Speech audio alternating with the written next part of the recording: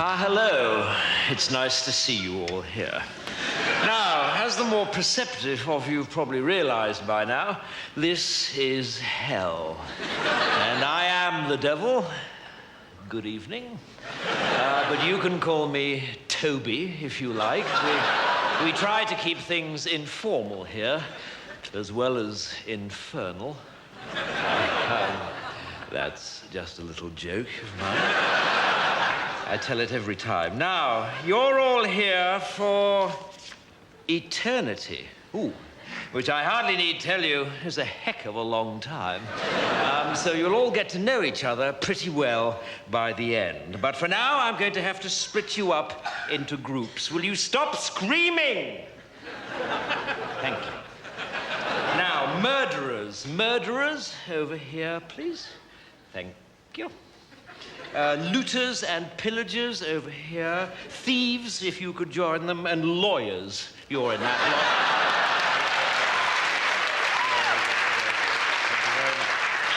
lot. Fornicators, if you could step forward. My God, there are a lot of you. Could I split you up into adulterers and the rest? Male adulterers, if you could just form a line in front of that small guillotine in the corner there.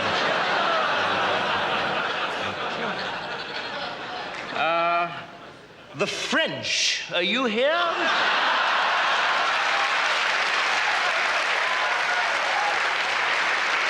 Okay.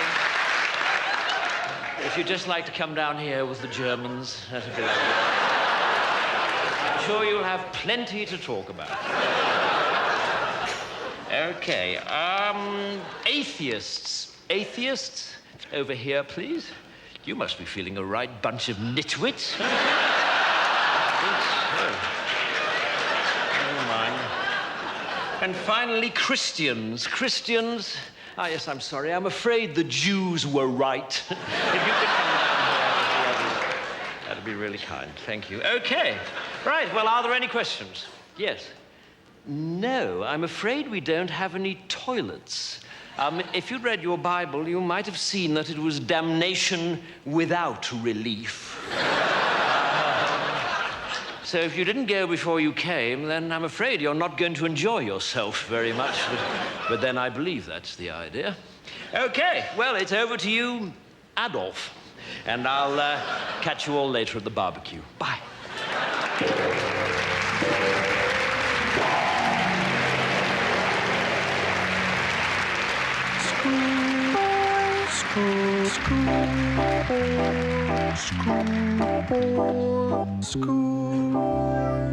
Well, now, Mr. Perkins, it was good of you to come in. I realize that you're a busy man, but I didn't think this matter could be discussed over the electric telephone. No, absolutely, Headmaster. I mean, if Tommy's in some sort of trouble, then I'd like to nip it in the bud. Well, quite frankly, Tommy is in trouble. Recently, his behavior has left a great deal to be desired. Dear. He seems to take no interest in school life whatsoever. He refuses to muck in on the sports field. And it's weeks since any master has received any written work from him. Dear me. Quite frankly, Mr. Perkins, if he wasn't dead, I'd have him expelled.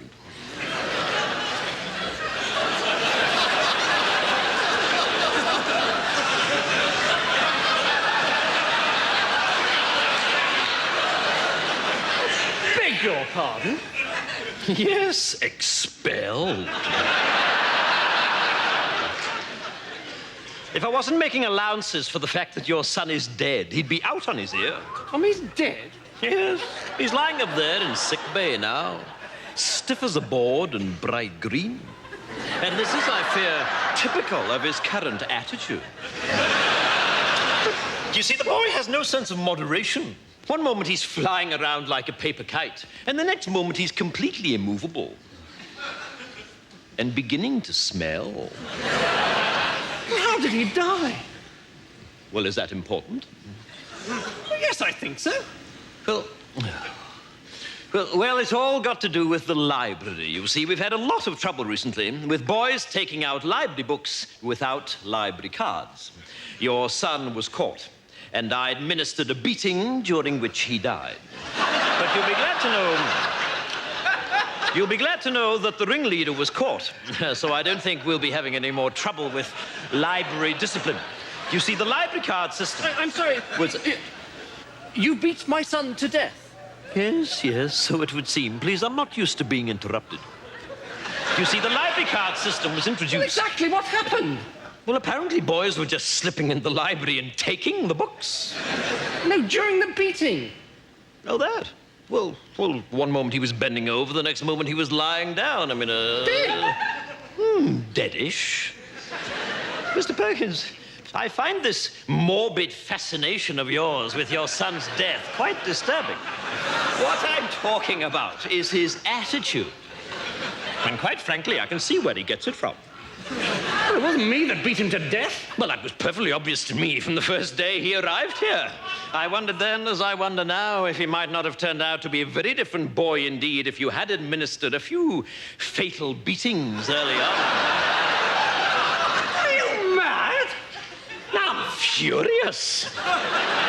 In order to accommodate the funeral, I've had to cancel afternoon school on Wednesday. This is preposterous. Yes, it is. Or at least it would be if it were true.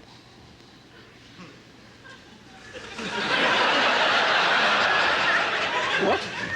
I've been joking, Mr. Perkins. Pardon me, it's my strange academic sense of humor. I've been pulling your leg. Oh, thank God. I wouldn't cancel afternoon school to bury that little shit.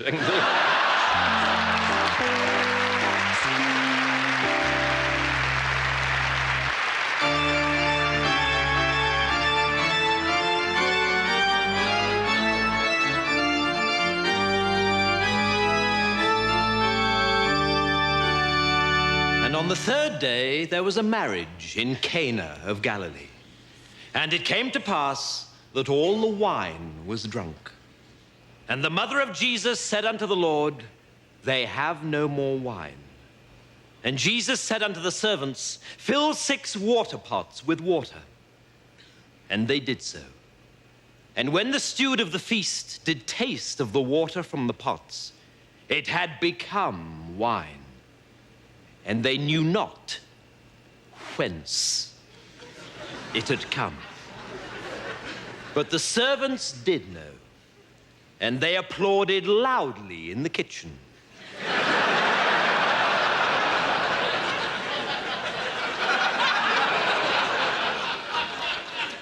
And they said unto the Lord, How the hell did you do that? And inquired of him, Do you do children's parties? And the Lord said, No. But the servants did press him, saying, Go on, give us another one. And so he brought forth a carrot and said, Behold this, for it is a carrot. And all about him knew that it was so, for it was orange with a green top. And he did place a large red cloth over the carrot, and then removed it. And lo, he held in his hand a white rabbit. And all were amazed and said, This guy is really good. He should turn professional. And they brought him on a stretcher, a man who was sick of the palsy. And they cried unto him, Maestro, this man is sick of the palsy. And the Lord said, If I had to spend my whole life on a stretcher, I'd be pretty sick of the palsy too. And they were filled with joy and cried out, Lord, thy one-liners are as good as thy tricks. Thou art indeed an all-round family entertainer. And there came unto him a woman called Mary, who had seen the Lord and believed. And Jesus said unto her, Put on a tutu and lie down in this box. And then took he forth a saw and cleft her in twain. And there was much wailing and gnashing of teeth. But Jesus said, "O ye of little faith." And he threw open the box, and lo, Mary was whole. And the crowd went absolutely bananas. And Jesus and Mary took a big bow. And he said unto her, "From now on you shall be known as Sharon. For that is a good name for an assistant." And the people said, "We've never seen anything like this. This is great. You must be the Son of God." But the Lord said, "No, I am he who comes before." And they were sore amazed and said, "Then, Master, how shall we know the true Lord?" And Jesus said, "By his name shall ye know him. And he shall have a very religious name. And he shall be called Paul. And Daniel shall he be called." "Paul Daniels," they cried. And the Lord said, "Yes, something like that." Here ends the lesson.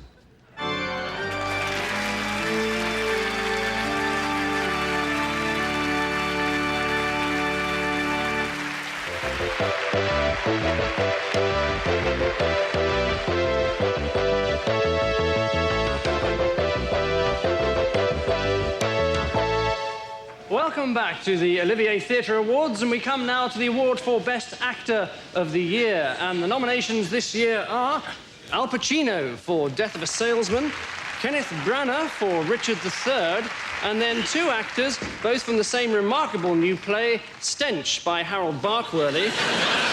And the nominees are John Daniels in the role of Mr. Trotter and David Forbert in the role of Mr. Gannett. Now, these are four fine actors, and I'm sure they'd all agree that the point is not to win, but to play the game. And the winner is John Daniels. No, shit. Unfortunately, John is unable to be with us tonight, and so I'd like to ask his co-star David Forbert to accept the award on his behalf. David.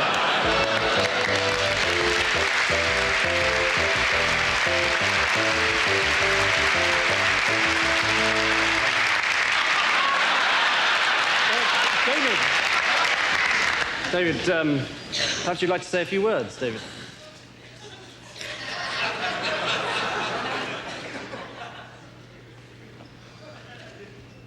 Thank you, Vanessa.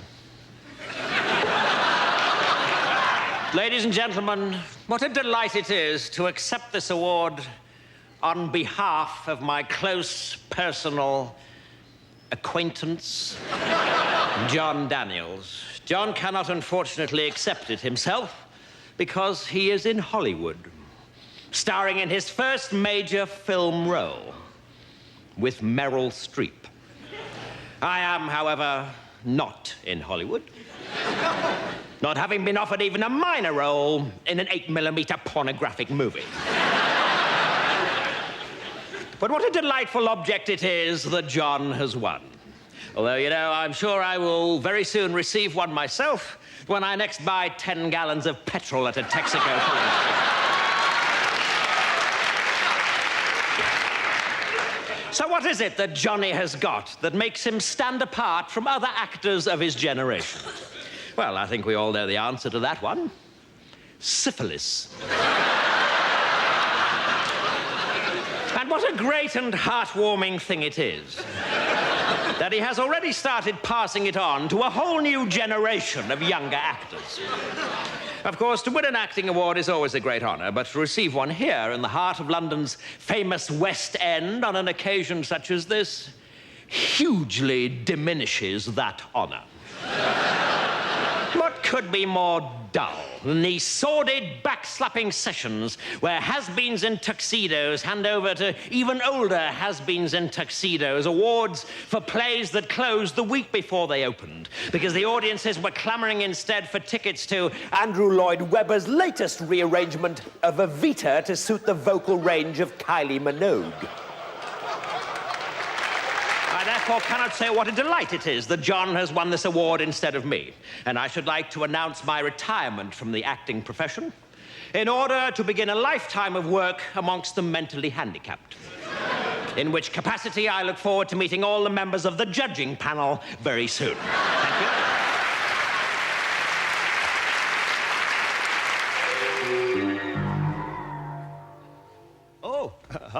Good evening, gentlemen. No, that's no problem. Come in, please. Although perhaps if we could just keep that delightful singing down a little bit. Oh, dear.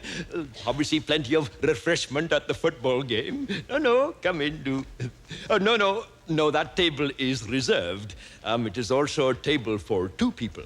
Perhaps this table might be more suitable for 9. If you'd like to step this way, gentlemen, please. Oh, dear. Here, let me help you up, sir.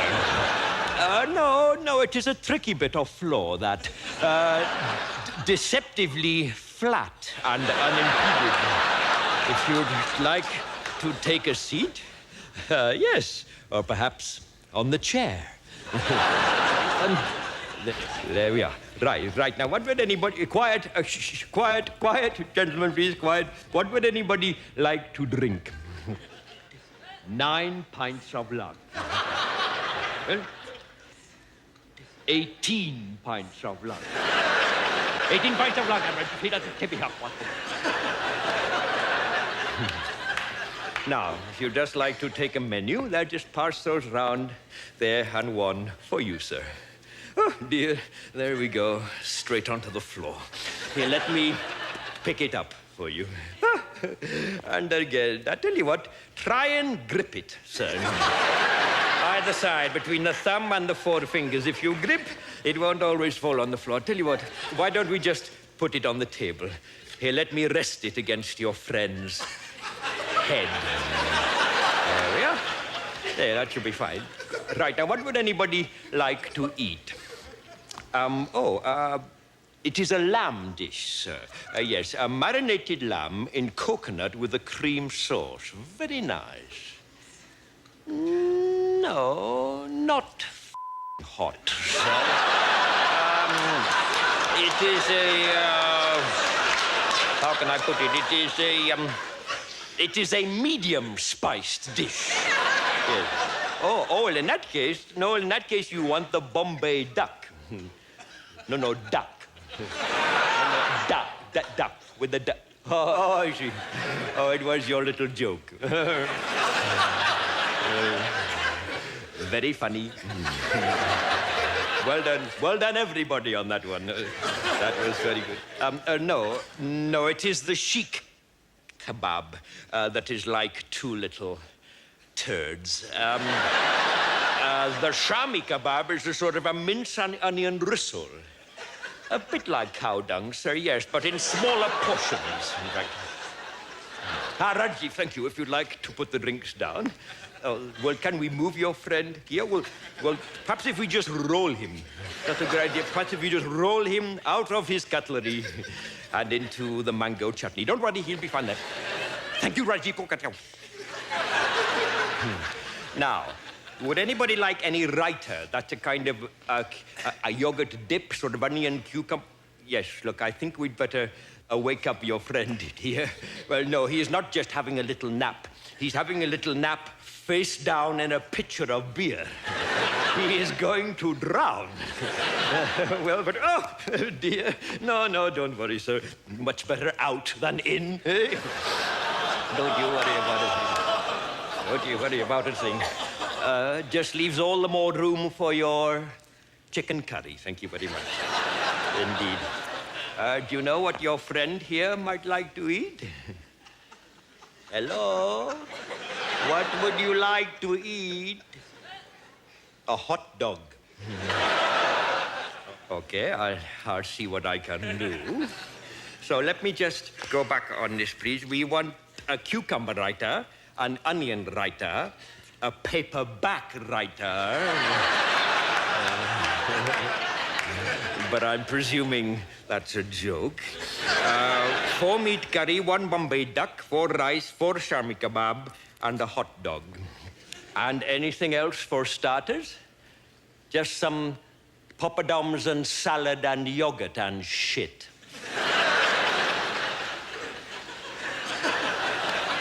Okay, I'll see what I can do. Although I'm not sure you'll be needing that last item. As you all seem quite full enough of shit already. Rajiv, come on.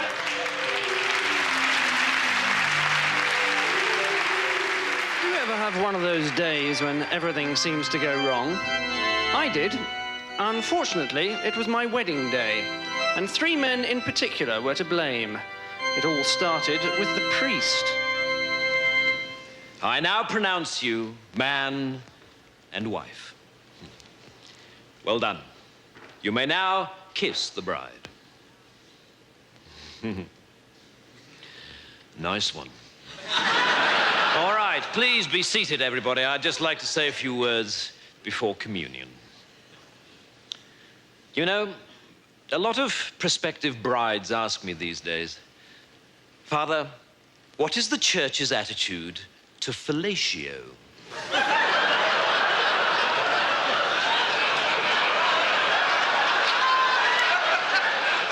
And I tend to reply by telling them a little story about the first time I was asked that question.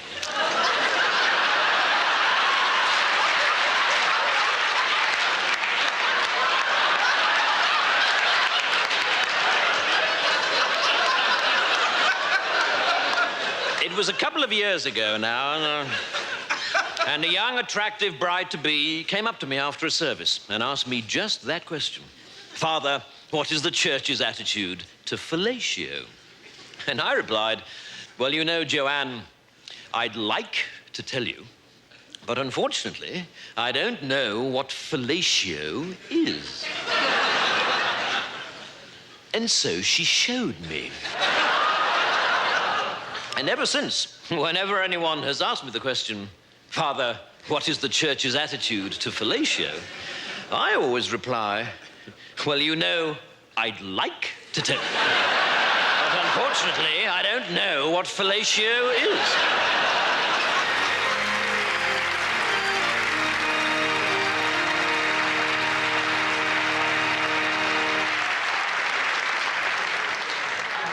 Next came my trusted best man. Right. Ladies and gentlemen, and fellow survivors of that stunning stag party, how did those 2 girls get under the table, and what the hell were they up to with that toothpaste?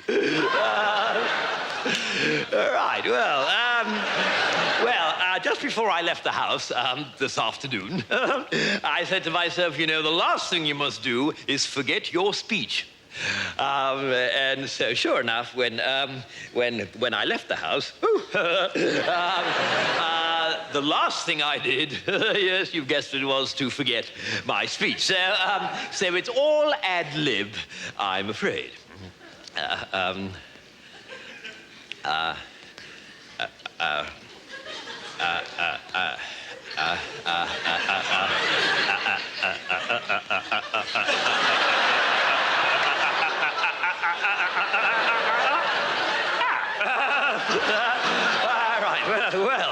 Dear me. Well, now, where should I begin? I'd like to begin now. Right. Well, I've known the groom ever since we first went to school together at the age of 8. And you know, he hasn't changed a bit. Well, that's not quite true, of course. He didn't have his beard then. And I tell you this, he wouldn't have been able to do whatever he was doing last night with those 2 extraordinary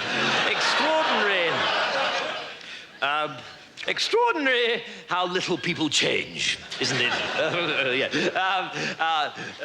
Although I know I've changed a great deal, because I used to be an absolute arse. Always blurting things out when I shouldn't. For instance, this afternoon, I'm sure I wouldn't have been able to resist mentioning the bizarre sight that greeted my eyes when I opened this man's bedroom door earlier this morning. Yes, but enough of that. He started making gestures at me now, which I think means he wants me to cut my speech short. So suffice to say that I think he'll make a ripping husband, and I think his wife's ripping too, and I can only hope that the dress will hold out. So I'd like to propose a toast to go with the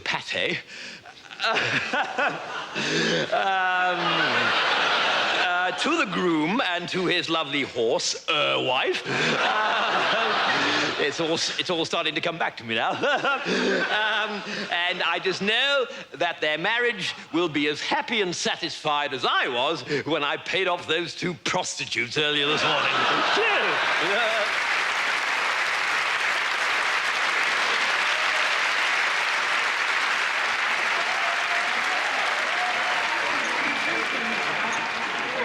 And finally, my loving father-in-law provided the perfect end to a perfect day.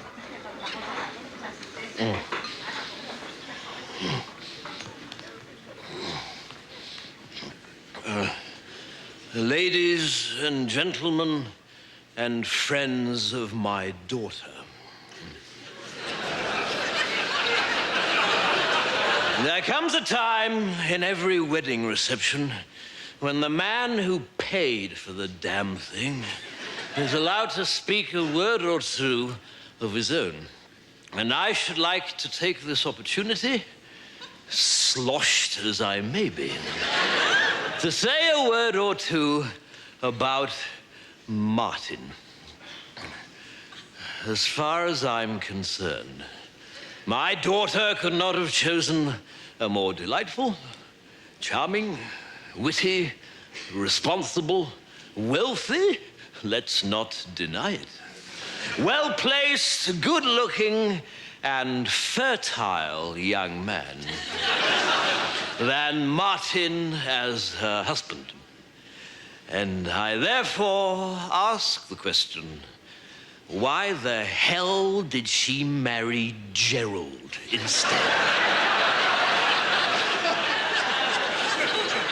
Because Gerald is the sort of man we used to describe at school as a complete prick.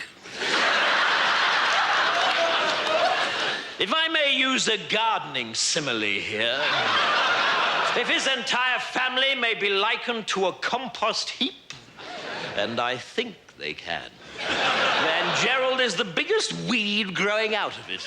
I think he's the sort of man people emigrate to avoid. I remember the first time I met Gerald, I said to my wife, she's the lovely woman propping up that horrendous old lush of a mother of his, either this man is suffering from serious brain damage, or the new vacuum cleaners arrived. As for his family, they are quite simply the most intolerable herd of steaming social animals I've ever had the misfortune of turning my nose up to. I spurn you as I would spurn a rabid dog. I would like to propose a toast to the caterers.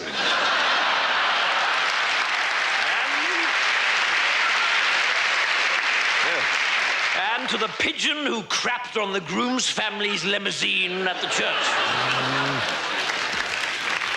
As for the rest of you around this table, not directly related to me, you can sod off. I wouldn't trust any of you to sit the right way on a toilet seat.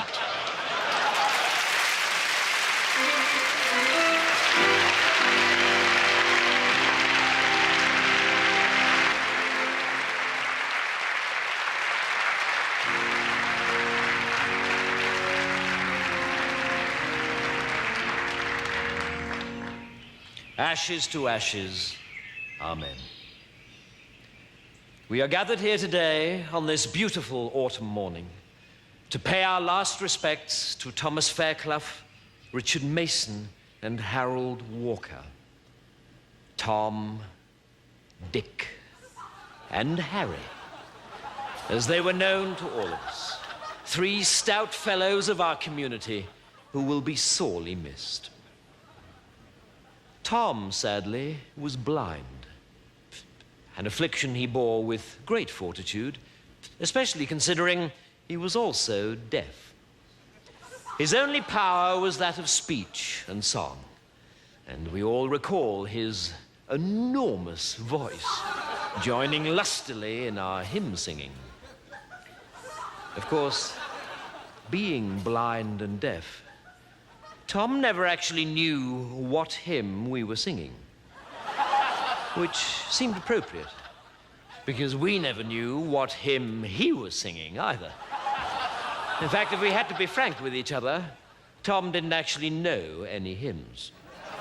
Thus, it is with deep gratitude we recall the day when Colonel Grant, using only a sense of touch through the medium of a clenched fist, actually broke through to Tom and got him to shut up. Needing guidance through the darkness of life, Tom was lucky to have a friend like Dick. Dick had perfect eyesight and would gladly lead Tom wherever he wanted to go. Unfortunately, since Dick was also deaf, he couldn't actually hear where Tom wanted to go. Yet, like Tom, Dick never complained about his afflictions, did he? Well, he couldn't. He was dumb. But blessed with the gift of vision, though stone deaf, he was a tremendous fan of Olivia Newton-John. Being such an idiosyncratic pair, deaf to the world about them, Tom and Dick were to have the permanent companionship of Harry. Harry could literally hear a pin drop. Although, being blind and dumb, he could not see to pick it up or warn anyone else not to stand on it.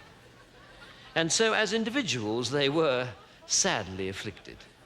But together, they were in possession of all of God's senses, weren't they? And it is together that we remember them. Together at their job, checking eggs at the battery farm. Dick would look for the cracks, Tom would complain to the foreman, and Harry would do the listening to Radio 1. Likewise, in the evening, when they had returned from work, they would all sit on the big red couch. Dick watching the television, Harry listening to the television, and Tom insisting that it was time to buy a television.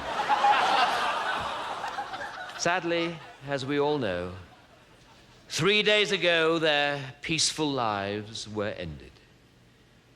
Dick saw the combine harvester. Harry heard the combine harvester, but neither could cry out. Tom, who could have cried out, never had the faintest idea what hit him. And so they were all harvested together, blended into oneness at last, and now we trust are in heaven, as happy as any in that immortal host. For Dick will see the angels' choir, Harry will hear the angels' choir, and no doubt Tom will ruin it for everybody.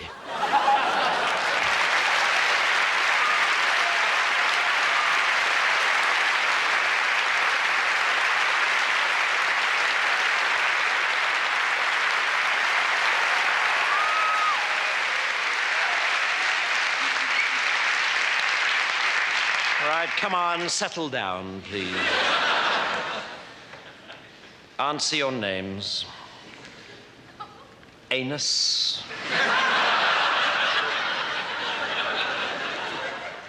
Arse bandit.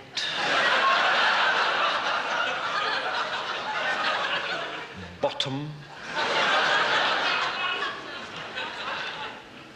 Clitoris. Where are you, clitoris?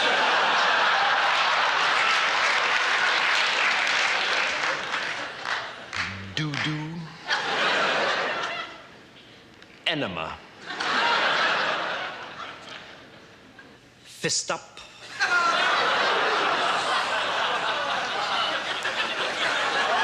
Come on, grow up, please.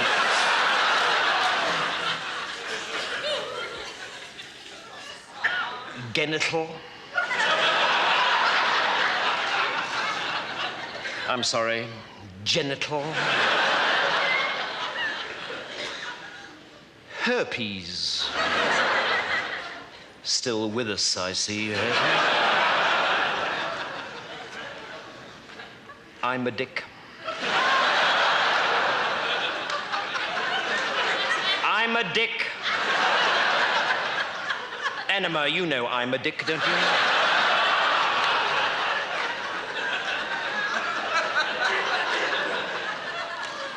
Ejaculation. My prick. Has anybody seen my prick? Come on, somebody must have seen my prick. Very well, remind me to beat my prick when he does turn up. Nice and quick.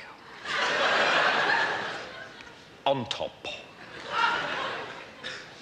Pube. Ah, my prick. So good of you to turn up. Yes, well, now that you are here, my prick, perhaps you'd like to find a seat. Bottom, squeeze my prick in somewhere, though.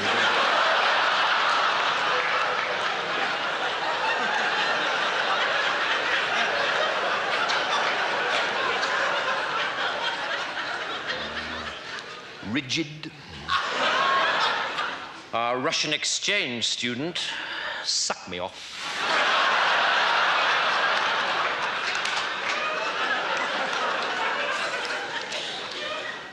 Tight fit, up your vulva, your prick, and zipper. Zipper. Absent. Now then, boys, the headmaster has asked me to speak to you this morning on the subject of smut. All members of staff have noticed an alarming increase in the use of silly humor and puerile innuendo about the school. Rigid, fist up, bottom out.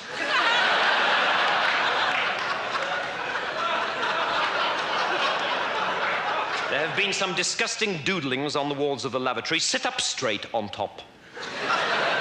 One or two unpleasant health magazines have been found. If you fall asleep on top, I shall be very annoyed. And Mr. Hardon tells me that there's been a great deal of sniggering in his biology class. Tight fit, for heaven's sake, leave your prick alone. I don't care. Your prick had no business poking into your desk in the first place. I will not put up with this kind of behavior, boys. And neither, I must warn you, will Mr. Grit Big Heartcock. This is a school for the sons of gentlemen, and the theory is that one day you will turn into gentlemen yourselves. That is with the exception of Genital, who appears to be turning into a ferret. So, there will be an end to this second form toilet humor, where so much conversation is just devoted to smutty, double entendre, do, suck me off nice and quick, detention Saturday. Right, I'm going to the staff room now, but if I come back and catch herpes in the corridor like the headmaster did yesterday, then there'll be trouble.